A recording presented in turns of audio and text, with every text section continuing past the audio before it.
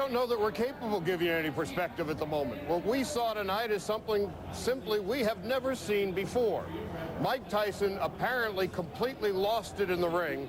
He was losing the fight. He had lost the first 2 rounds, 10-9, 10-9 if you were watching our scoring at home. And in the 3rd round, in a clinch, he took a bite out of Evander Holyfield's right ear. I mean, a bite. There is a noticeable chunk missing from Holyfield's ear.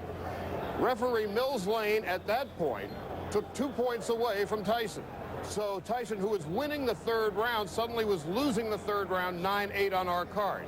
At the end of the round, after Mills Lane warned Mike Tyson, don't ever do that again, Mike Tyson bit Evander Holyfield a 2nd time. Right then and there, Mills Lane, who was, of course, a last-minute substitute to be the official, as you take a look at the bite, the first bite in the 3rd round over the right ear, Evander Holyfield jumped away and was just furious. I have never seen Evander Holyfield, who is a calm, serene man, as angry as he was. He was jumping in the ring and screaming at Mills Lane and at Mike Tyson. They came back a 2nd time, and again, Mike Tyson bit him, this time on the neck. Meanwhile, as you see Holyfield moving back into the corner in a state of disbelief with his ear, that is the other side, that's the good ear at the moment. Holyfield is incredulous. Mills Lane, of course, was the last-minute substitute referee. Mitch Halpern may be the luckiest man on earth tonight. He's at home watching it right then and there. Mills Lane calling a stoppage, while that is the ring doctor, Dr. Flip Homansky, looking at the ear. And so as a result, by the time Mike Tyson bit Evander Holyfield a 2nd time, he was disqualified, and Holyfield maintains his WBA title. This is, when you try to handicap a fight, you don't figure biting into the equation. And I think inevitably the first question has to be asked about the condition of Mike Tyson in his head. He seemed to have completely lost it, Buster. You know, Charlie, John, it's been a bizarre night. You can actually say that, you know, the pressure, you know, obviously has just overwhelmed Mike Tyson. You know, right now, I don't know what to say. You know, I'm just drawing a blank here. You try to figure out what was the reason for him to lose it like that. Let's go back to the beginning of the evening. As they left the locker room, as we were talking and watching on our monitors in front of us, we kept saying how serene and almost businesslike Mike Tyson looked. That was the good news. The bad news was that was so uncharacteristic of the Mike Tyson we'd ever seen before. Mike Tyson did not enter the ring, Charlie, in that same manner he's used to, kind of seething, walking towards the ring with a ferocity. We saw Mike Tyson almost looking tentative as he entered the ring, and consequently, I think Tyson, as the fight began, really was taking his time. He looked very nervous to be in the ring with Evander Holyfield. Once he started getting hit, even it looked like Tyson started going into an immediate shell. I think Mike Tyson knew he was going to get knocked out again tonight, Charlie. He just totally lost it. You know, the first thought that pops into my mind as you say that, is this the modern day no mas? Is Mike Tyson's way of saying, okay, I can't beat this guy, and so I've lost it in my own head and gone off and done a completely irrational act twice? Charlie, John, I tell you, man, I'm really drawing a blank here, but I think the pressure must have been so overwhelming, because early on in the fight, I gave Mike Tyson the benefit of the doubt. I figured he was going into a technical thing, because you know, everybody was a sure bet for him to just come blasting out, throwing big shots, trying to get Holyfield early. But then, you know, he came out sort of, you know, content, just moving, slipping, and he started using his upper body movement, you know, digging, you know, showing his regular shots, digging to the body, coming up with the double. He got nailed with a straight right hand. The most potent fight or punch of the fight was in the first round by Holyfield. Yeah, he was, to me, it seemed like he was winning until that point. Until Holyfield landed the big shot. But, you know, he came out in the 2nd round again. He was still trying to, you know, I seen him trying to pick the pace up. But between somewhere in that 2nd round, he lost it. You know, he literally lost it. And then well, I think we now know why Tyson's camp was so irritated and agitated coming into this week. Mike Tyson's camp, they were desperate. They knew their fighter, in retrospect, was not right for this fight. There were a lot of questions about Mike Tyson's psychological state. I think some of those questions were answered here tonight. Not only does Mike Tyson appear to be a desperate fighter, he appears to be a desperate human being in need of some help. And there had been so much question about the stability of Mike Tyson coming into this fight, especially with the whole controversy over referee Mitch Halpern, which seemed so out of character for the self-proclaimed baddest man on the planet to be concerned about a referee. Yeah, that was definitely a desperate tactic. You know, he had no reason at all to, you know, question Halpern's abilities, because, you know, he refereed an excellent fight the first time out, and the fight won. So therefore, I would have to agree with you, Charlie, and John, that they were worried about Mike. You know, they wanted to have somebody in there to look over him somehow. You know, it's a shame how it ended up. Needless to say, this is going to be a most eventful evening, and we have just begun. Later on, of course, Evander Holyfield will certainly arrive here for a press conference. We can expect that Mike Tyson will. The news has just begun, and it will continue through the night. We are live from Las Vegas. Evander Holyfield has defended his title in a most bizarre fashion, and we'll see you a little bit later on. Let's go back to the studio. All right, Charlie, we're going to continue our coverage on ESPN2. We're going to go back to arena football shortly, but a couple of comments here. I mean, we were seeing Evander Holyfield. He's missing a piece of his ear. He's got bites in each of his ears. This is a guy that's on prison time. I don't know that Mike Tyson should ever be allowed to box again. Ironic, and they were touching on it as well, maybe not ironic, but bizarre, that Tyson's camp was the one that objected to the referee. Right. And Mike goes out and does something like that. But boxing is considered a barbaric sport. I mean, is there anything more barbaric than biting off a piece of another man's ear? Yeah, it's amazing, and we'll get more reaction, of course, throughout the night. We'll bring it to you on ESPN2 and also back here on ESPN during Arena Football. But there you see the decision. It was a pretty well-contested fight, but then Mike Tyson just lost control, spit his mouthpiece out, deliberately bit Evander Holyfield, took a chunk out of one ear, also damaged the other, and now one of his handlers is saying that Holyfield was constantly headbutting, and that's illegal. That's his initial reasoning for what happened. Now, let's take it back to on ESPN, San Jose and New Jersey in Arena Football. Here on ESPN2, we'll continue our fight coverage.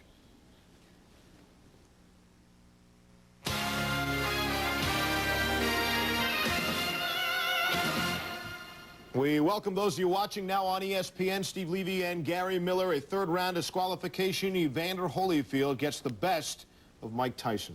He's missing part of his ear, but not missing anything is our Charlie Steiner in the press room, wondering if anyone will show up. Charlie? Well, we do know that Don Turner, who is Evander Holyfield's trainer, is here. We have not heard from him yet. He's on the podium, and when he speaks, of course, you will hear about it. But tonight, if you're just joining us, a most unusual boxing event. You know, we've been covering this business for a good long time, and this is something we frankly have never seen before. Heavyweight championship fight, and a man is disqualified for biting his opponent's ear, and then, after being warned, don't do it again, he bit him on the neck. And let's take a look at the highlights and see how it happened. Holyfield had won the first 2 rounds, and this is now the 3rd round. John, you want to take over? Well, you see Tyson trying to come on with a vengeance, Charlie, because he knows he's behind. And in this clinch coming up right here, you will see Tyson turn his head and rip a piece of Holyfield's ear right off. You see Holyfield lurch back, and then the ensuing melee in the ring. The melee in the ring did turn ugly as security forces stormed the ring to try to bring some sense of order. Tyson wanted to get a piece not only of Evander Holyfield's ear, but of his trainer, athletic trainer, Tim Hallmark. And so you see the official notification that Holyfield maintains his title, but he has lost a piece of his ear, and in the process he is now on his way to a local hospital for either some plastic surgery or some stitching. Mike Tyson has left the building. We will not be hearing from him at all. This is Tyson. He suffered a gash over his right eye, and that happened in the 2nd round. And that so incensed Tyson, or at least that's what Tyson and his managers have said, that that's where he lost it. John? Well, I think Mike Tyson lost it last November when, frankly, Evander Holyfield took his heart, took his will, and took his skills and stuffed them in his back pocket. That's when Tyson lost this fight. It wasn't tonight, Charlie. Mike Tyson went into this fight very skeptical, I think, psychologically, like a lot of people, exactly how he would deal with Evander Holyfield. We saw him fight the first couple of rounds almost very tactfully, very strategically. Buster and I talked about it off camera during the fights. Buster kind of thought that Mike was taking his time, picking his shots, but Mike Tyson, to me, looked like a fighter who was past his prime, who should be out of the business. Heavy stuff. Buster, there's that whole notion about Mike Tyson and the fear factor, the bully, and once the bully is beaten, he never really does get it back together again. And did you buy into that theory? Well, as of February of 1990, you could say that's what started to be the tarnishing part, where, the invincibility. Because after our fight, the invincibility started wearing off. I mean, he got beat very handily. But, as John said earlier, we were talking about it between round one and round two that, Mike didn't come out as we thought with that fierce, with that intensity. He thought it was going to be a very tactical fight. But now it just seems as though Mike was just clearly just outmanned, outgunned, outchest, outplayed. And at least temporarily out of his mind. And that's the thing that I guess is probably most disturbing about what we've seen here tonight. We will continue our coverage throughout the night on ESPN, ESPN2, and ESPN News. Stick with us. The fun has just begun. All right, thanks, guys. Missing an ear, another black eye for boxing. It was a disgrace, really. And what happened is he won on a disqualification in the third round. They'd already stopped the fight for 4 minutes, came out and bit his ear again, and Evander Holyfield retains his title. Stay tuned to ESPN, but now more arena football.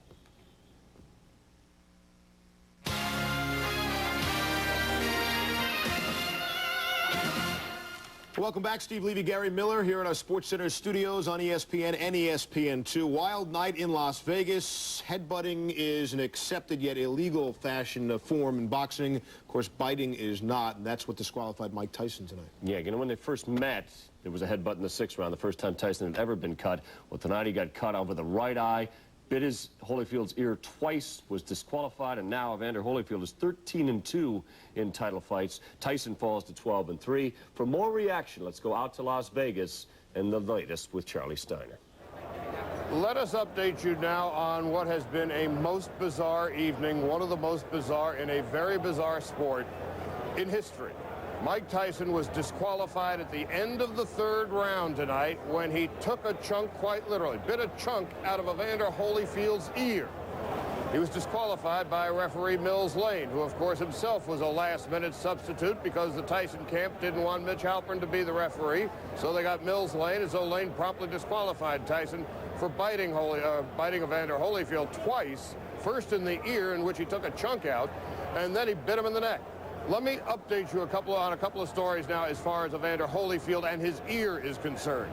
The piece of the ear that is missing was found mysteriously and remarkably on the mat of the ring. It was wrapped in a towel, and then it and Holyfield went to the hospital together. They're going to try and reattach it. It is bizarre, but true. Not only that, now the Nevada State Athletic Commission, we are told, at least according to a wire report from the Associated Press, has declared they are withholding Mike Tyson's $30 million purse, a $30 million bite of an ear. So now let's take a look and see how it all happened. It was in the third round in which Holyfield was winning the fight. But Tyson said he was so enraged by what he considered to be excessive headbutting by Holyfield, he took a chunk out of Evander Holyfield's ear, and Holyfield went crazy. And then so did Mike Tyson, who then wanted to go after Holyfield's corner. State police and local security guards stormed the ring to try to maintain some peace. They were moderately successful in that. Based on the scoring, Holyfield was winning the fight anyway. All three judges had the score that we did. Holyfield winning the first two rounds 10-9, 10-9, and then 9-8 in the second round because the 2 points disqualification of the points by Mills Lane. So now, let us get some reaction from the two fighters, and we begin with Evander Holyfield. The whole thing is that there's just an easy way to get out the fight, the foul, because you know you're going to get disqualified instead of fighting through. That don't show no courage whatsoever.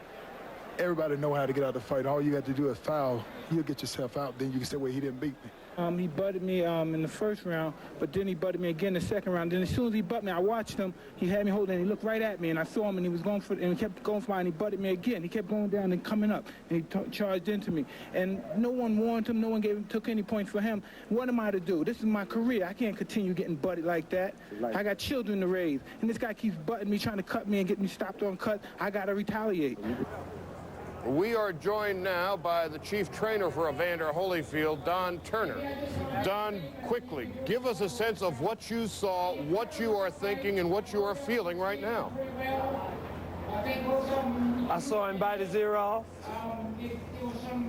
It was the most incredible thing that I've ever seen in all my years of boxing.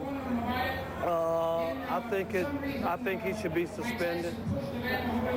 I think that he should be taken for some kind of evaluation. I think he should be fined a huge amount of money, maybe his whole purse. He was headed for greatness, what we call, until he ran into the guy that's next to me here, and Buster Douglas beat him. But from the very beginning, I told everybody that he wasn't as good as people thought he was. I spotted some flaws in him. Evander exploited him. And here we are. Evander's in the hospital, and Tyson is probably partying now.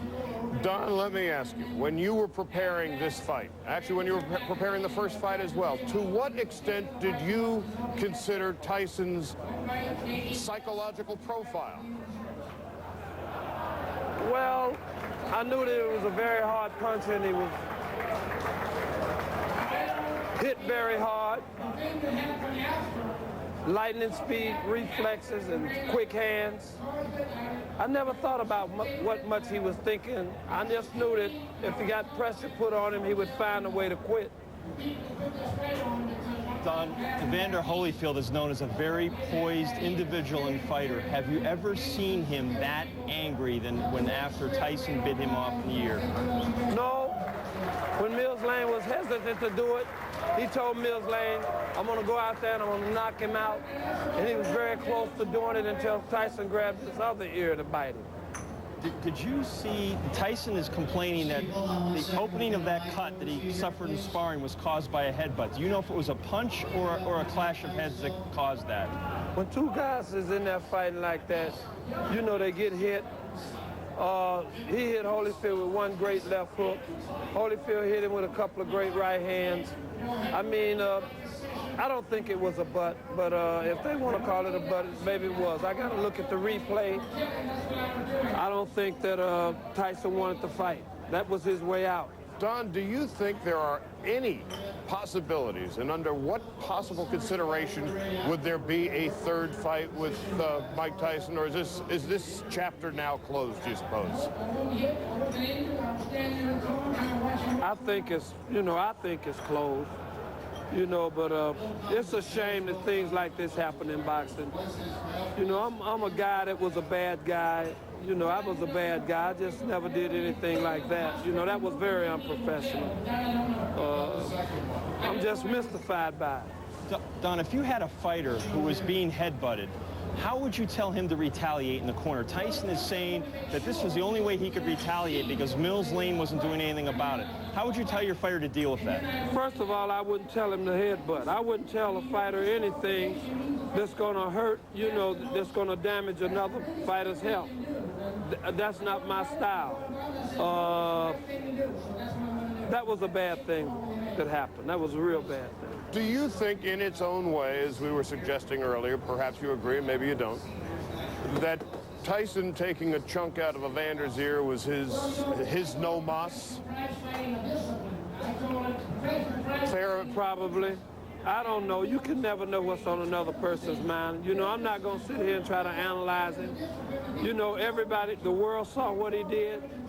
I saw what he did. It's inexcusable, but it happened. So we have to deal with what we have. You know, it happened, and we'll see what kind of punishment they're going to render to him. Don, Mike Tyson has now been defeated twice by Evander Holyfield. Evander Holyfield seems to want to keep fighting as a professional fighter. What's next for Evander? Maybe Tyson. How about Michael Moore? Is he interested in avenging his loss to Michael Moore? Maybe it's a day-to-day situation. Evander might says that that's it. He done proved that he's probably one of the greatest heavyweights ever lived, like I said all the time. Plus, he's a good human being. You know, it's amazing that a guy that was supposed to have been washed up, an old man, shows so much strength and poise under, which is supposed to be the baddest man on the planet. Let me ask you something quickly about the fight prior to the bite. Was Evander fighting the fight you had instructed and pretty much had, was that the game plan tonight, what we saw to that point? Yeah, we just told him to step up with his jab, feint him, and you would feint him right into the right hand, which you saw it happen. You know, Evander likes to throw a left hook, so he feinted him a couple times and threw a left hook, but Tyson was getting away from it. But it was a left hook probably that opened the cut. Don, we just heard Mills Lane say in the background that when Tyson told him I was butted, Mills said to him, I know you were butted, an unintentional butt. So are you saying that Evander Holyfield did not butt Mike Tyson intentionally, or you didn't see it? I'm saying I didn't see the butt. You know, I didn't see the butt. It probably could have been. And like I said earlier, that if we go to the videotape, I might see the butt.